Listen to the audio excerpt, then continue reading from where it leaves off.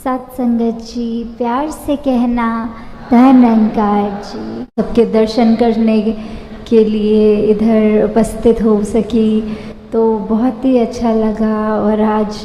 भी वही बात है कि जिस तरह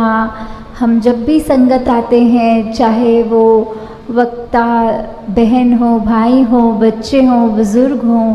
या वो किसी तरह भी अपने मन के भाव रखते हैं, सब में इतनी बड़ी जो सिखलाई होती है। तो हम अगर इसी बात को ये समझ लें कि सत्संग में अगर दासी ना भी कुछ बोले तो भी वो सारे मन के भाव वही होते हैं जो वो सब महापुरुष पहले से ही रख देते हैं कि कैसे एक जीवन को जीना है। ये निरंकार परमपिता परमात्मा, ये ब्रह्म ज्ञान हमें मिलकर हमें वो जो स्थिति अपना रही एक है, एक अचीवमेंट तो नहीं कह सकते क्योंकि सिर्फ कृपा है वो,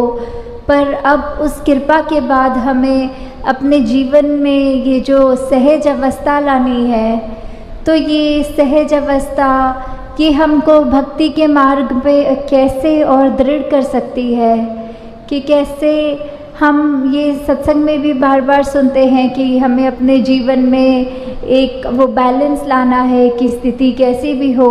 एक जैसा रखना है।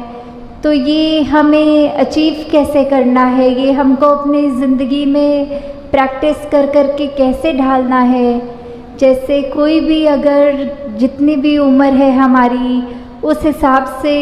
कुछ ना कुछ उतार चढ़ाव आते ही रहते हैं। अगर किसी का बहुत छोटा बच्चा भी स्कूल के लिए एडमिशन लेनी है तो माता पिता को चिंता होती है कि कब होगा, और वो बेचैनी रहती है कि एडमिशन के फॉर्म निकल गए हैं या कोई भी ऐसी बात। थोड़ा वो बच्चा जब बड़ा हो गया और तो पढ़ाई में एग्ज़ाम्स अच्छे नहीं हो पाए, पढ़ाई में ध्यान नहीं लग रहा, ऐसी और कितनी और बेचैनियाँ आती हैं।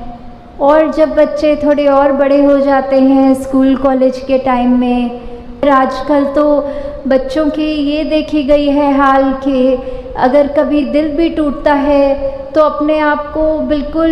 एक उस तरह बना लेते हैं कि अब तो हम पत्थर दिल हो गए हैं, हमारे साथ अच्छा नहीं किया। तो भाव क्या है ये सब बताने का कि कैसे आगे जाके भी अगर नौकरी पेशा वाली ज़िंदगी भी होती है तो जॉब नहीं मिल रही या फिर सैलरी कम है, कुछ भी पड़ाव जीवन में जैसे जैसे आते हैं, कभी भी वो सहज अवस्था में एक जीवन को उस तरह व्यतीत नहीं किया जाता। और यही मन के भाव रहते हैं कि काश ऐसा होता तो ज़्यादा बेहतर होता। तो यही एक अगर हम भक्ति के मार्ग पे चल रहे हैं तो कैसे हर पल हमारा खुद ब खुद उस तरह निकलता है कि एक हमें अपने आप को ज़बरदस्ती कुछ सोच विचार में नहीं डालना पड़ता, जो ना कि किसी ये डिप्रेशन आजकल जो वर्ड इतना कॉमनली यूज़ हो रहा है कि हम अगर सचमुच प्रभु परमात्मा निरंकार से हर समय जुड़े हुए हैं तो कोई भी दुनियावी रूप का दुख हमें उस तरह दुखी नहीं कर सकता, और कोई भी स्थिति हमको इतनी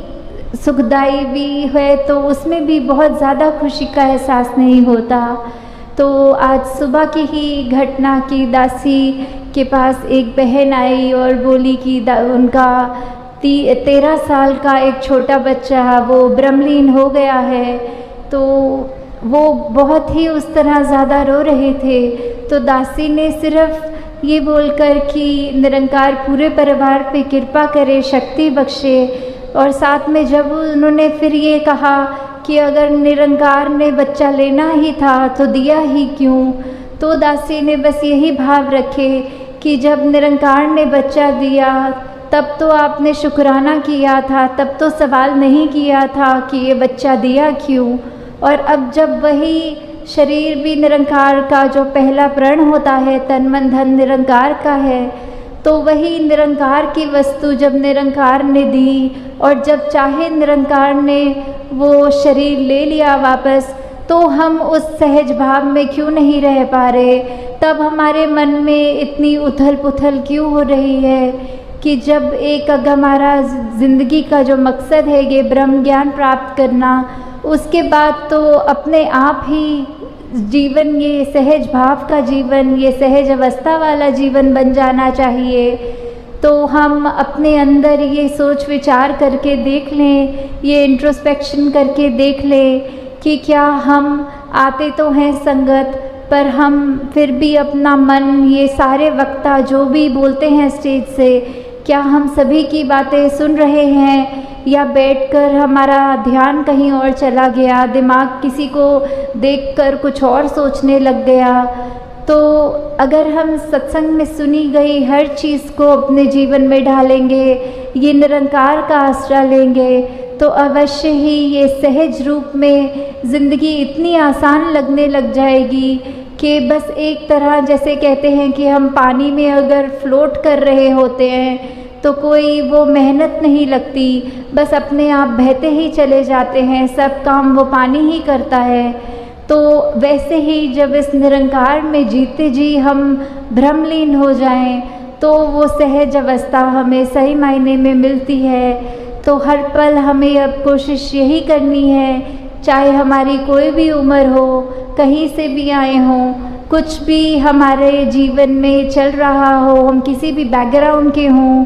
तो बस बात यही कि परमात्मा निरंकार सभी का जो है वो हम सबके लिए जीवन में जो कर रहा है हमको और बेहतर करने के लिए ही कर रहा है। और इसी प्रकार हर पल ये शुक्राना तभी किया जा सकता है। तो दाता हर सभी पे कृपा करे कि ये सहज अवस्था वाला जीवन हर एक के हिस्से में और आता जाए, हर पल और इस निरंकार के रंग में सभी रंगते जाए। में अगर हम अपना जीवन बिताएं तो वो ही जीवन हमारे लिए एक बहुत ही हमारे अच्छाई के लिए हमारे साथ आगे बढ़ेगा। तो जैसे अभी बार बार जिक्र भी हो रहा था कि ये शहर तालों के साथ जुड़ा हुआ है, कि यहाँ के बहुत ही मशहूर है ताले। तो कैसे कोई महात्मा ने भाव रखा कि हर ताले की चाबी की बात होती है, और कोई महात्मा ने ये भाव रखे कि ये मन में अगर ताला लग जाए तो फिर जो भी गलत भाव होते हैं ये मन में ही वो घुस ही ना सकें। तो वैसे ही दासी के भी जहन में आया कि अगर ये निरंकार जो है वो हर ताले की चाबी है, हर समस्या का हल है, कि कैसे हम अगर किसी भी चीज़ में पढ़ें, अगर हम ये मान के चलें कि आज के युग में अगर दुनिया में देखें तो ज़ंजीरें बहुत हैं, और ये ज़ंजीरों पे अपने अपने रंग के ताले लगे हैं, कहीं पे जात पात के ताले लगे हैं, कहीं पे और ऐसे जो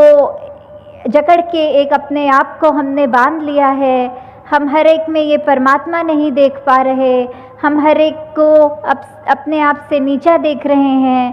तो ऐसे जो भी द्वेष भाव हमारे अंदर आ रहा है, ये ज़ंजीरों के तालों को अगर ये ब्रह्म ज्ञान रूपी चाबी से हमने खोल दिया, अपने आप को, अपनी रूह को आज़ाद कर दिया,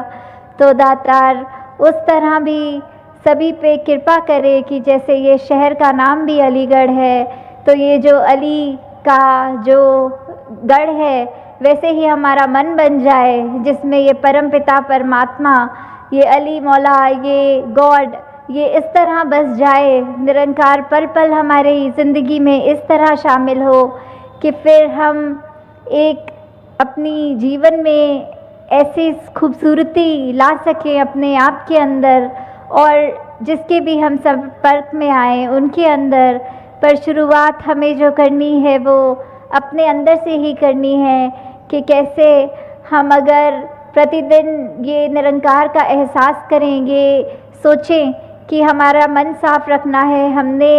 ये महान जो हमारा विश्वास को एक अटूट बनाना है, उसको करने का सिर्फ एक ही तरीका है कि हम मन से इस निरंकार के साथ जुड़े रहें। और उसको और मजबूती देने के लिए ये सत्संग का भी जो आज आयोजन है या करते हैं, उसके पीछे बात सिर्फ इतनी है कि हम ये एहसास कर पाएंगे, हम अपने लिए, अपने समाज के लिए, ये एक यूनिवर्सल ब्रदरहुड की जहाँ बात आती है, वासुदेव कुटुंबकम की बात आती है, ये उसी तरह हमने कैसे अपने आप में एक जो